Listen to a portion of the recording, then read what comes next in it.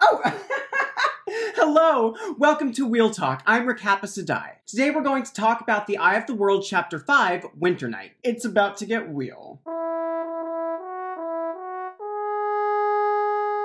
Okay, spoiler-free recap. Tam and Rand have just come home to their charming bachelor pad farmhouse. Rand checks on the sheep and he says to Tam, "The sheep seem pretty chill. I feel like the Black Rider didn't come around here or else they'd be freaking out." Tam is not so sure. He does a thorough search to make sure nothing's out of the ordinary, and then he's like, "You know what? You're right. He probably didn't come around here. I'm just being paranoid. I'm gonna start some stew for dinner. While we're home, you should get some chores done." The night before Beltane is Winternight. Everyone hangs out and they feast and they drink and they exchange gifts, and Rand's stuck on the farm doing chores, so he's not thrilled. I wouldn't be either. It's like missing Christmas. That sucks. But Rand does his chores, he stables Bella, he tends to the sheep, he gets into chopping wood, and he goes at it for a while. Tam grabs Rand's shoulder. Rand's like, "Whoa, time has gone by, it's getting dark, and there's a full moon. Also, it's gotten cold. It's a really cold night. Dare I say, a winter night."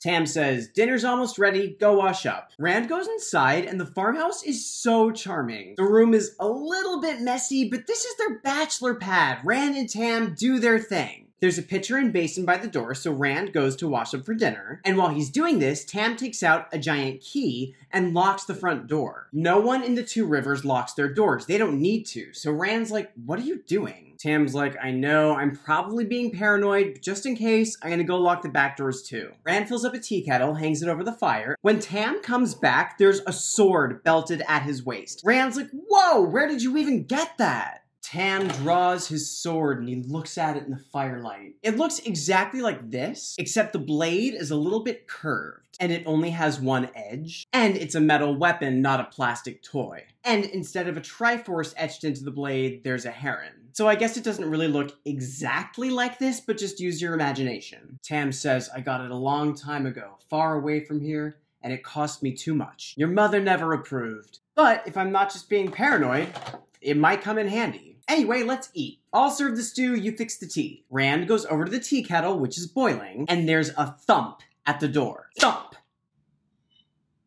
Rand's like, "Maybe a neighbor wants to borrow a cup of sugar?" And then the door bursts open. This huge figure fills the doorway. He wears black mail with spikes on it. He has this scary looking sword. It looks exactly like this, except it's metal and huge and curved like a scythe. Ram's horns on his head, a hairy muzzle where his nose should be. Rand's like, "Oh, thank God it's not the Black Cloaked Rider."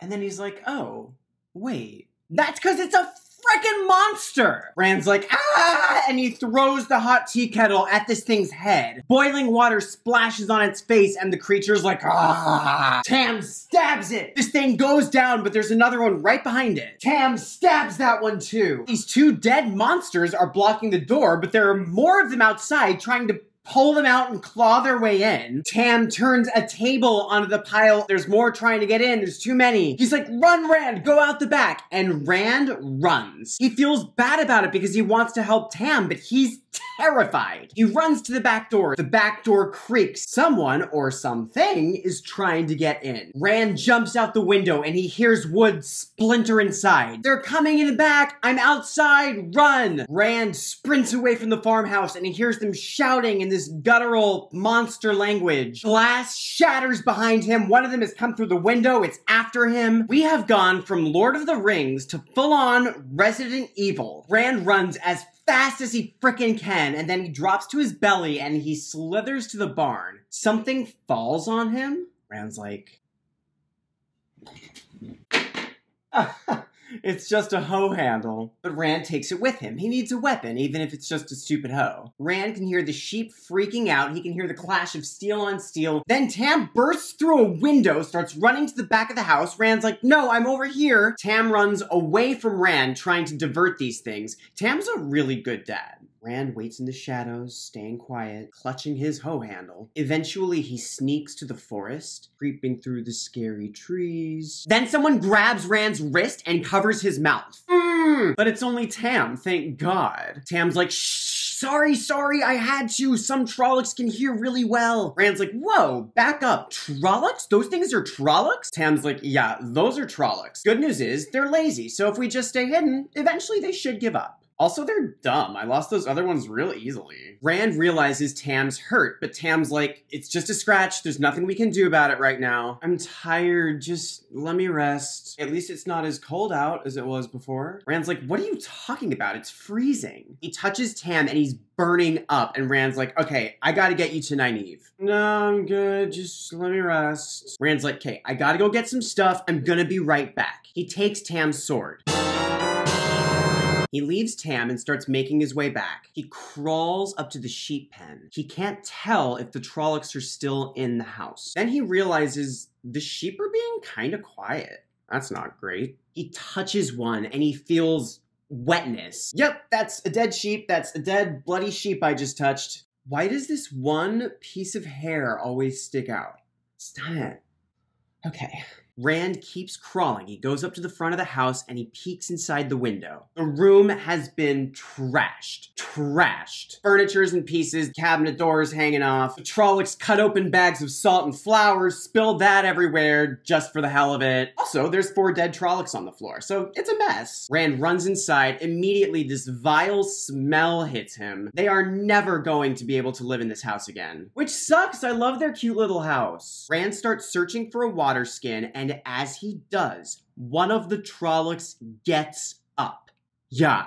Rand is like, aw, me. And then the Trolloc speaks, but not like the other Trollocs. This part's kind of iconic. Others go away. Narg stay. Narg smart. Narg know some come back sometime. Narg wait. You no need sword. Put sword down. Rand's like, stay back. Why did you do this? Vulja de grogda. Put sword down. Narg no hurt. Murdral want talk you. You put sword down. Rand's like, okay, I'll talk, and he lowers his sword. Narg lunges at him. Rand tries to get his sword up, but the next thing he knows, Narg is on top of him, snapping his jaws, and Rand's like, I'm dead, and then Narg shudders and stops moving. Turns out Rand did get his sword up in time because it's sticking out of Narg's back. Narg smart. We love Narg here, but Narg not that smart, and now Narg dead. Rand hurries to collect stuff, water, clothes, blankets. He goes to the barn for Bella, but Bella and the cow are gone. Rand finds the cart and it's on its side broken. The wheel's all messed up, wheelie messed up. One of the shafts is broken off. Rand has to get Tam to Emond's Field. He cuts the other shaft off the cart, takes these 2 big shafts. I'm not trying to be funny, that's just what they're called. Get your mind out of the gutter. He's gonna use them as a litter to drag Tam to Emond's Field. Creative. Rand collects all his stuff and gets back to Tam, who's sleeping. Rand hopes he's sleeping. He kind of freaks out, but no, he's sleeping. Tam wakes up. His fever has gotten worse. He's murmuring about dreams and nightmares. Rand's like, you're gonna be okay. I'm gonna get you to Nynaeve. They would be safe once they reached the village, and Nynaeve would cure Tam. He just had to get him there. That's chapter 5. I love it. Before we move on, I have a question for everyone. How do we feel about the pacing of Wheel Talk? Do you like going 1 chapter at a time? Would you rather go 2 chapters at a time? Some of you have reached out to say you're reading along with Wheel Talk, and I love that. And I know that 1 chapter at a time is kind of slow. Also, Wheel of Time on Prime is doing their own reread of The Eye of the World. Maybe some of you would like me to keep pace with them. 2 chapters a week might be a lot to do. I haven't tried it yet, so I can't make any promises. But I want to hear what you think. I want to hear what would be your ideal pace for Wheel Talk. Cool. Good talk. This ends the spoiler-free part of Wheel Talk. The next part of the video is the 13th Depository. I'm going to assume you've read all the books. If you haven't read all the books, there might be spoilers, so I recommend not watching any further. I don't want to spoil these for you. I would be devastated. You would be devastated. It would just, no, we're not doing it. And if you haven't read all the books, it will sound insane. I pronounce this meeting sealed to the flame. I totally channeled to light that. You missed it. Let's talk about Trollocs. Some Trollocs had mixed characteristics, the horns and muzzle of one sort of creature and the feet of another. Even more rare was to have the horns or ears or feathers of one sort and the muzzle of another. Most of these mixed Trollocs were considered unviable by the Trollocs themselves and were exposed to the elements at birth. A few managed to survive and were generally more intelligent than most Trollocs. Narg is one of these mixed Trollocs. He has the muzzle of a wolf and the hooves of a goat. So it's likely Narg was one of these Trollocs who was kind of left out at birth, survived, and then ended up being smarter than all the other Trollocs. And then Rand killed him. What a waste of potential. To Narg, the only Trolloc in the Wheel of Time who can speak the human language. We lost you too soon, buddy. Let's talk about Tam al'Thor. Tam left the Two Rivers when he was about Rand's age. He joined Ilion's army and became one of the Companions, which are Ilion's finest soldiers. He married Kari, and then a year later, he became a Blade Master. What exactly did that entail? Who did Tam kill to become a Blade Master? Well, there's some debate about that. The Gathering Storm gives us this dialogue with Rand and Tam. Were you really a Blade Master? Tam nodded. I suppose. I killed a man who was one, did it in front of witnesses, but I've never forgiven myself for it, though it needed doing. Who was this Blade Master Tam killed that needed killing? Now, this is a hotly disputed theory. A lot of people hate this, but some people think Tam killed Layman. I spent a lot of time this week trying to disprove this theory, just trying to find one piece of evidence that says, no, it couldn't have been Tam.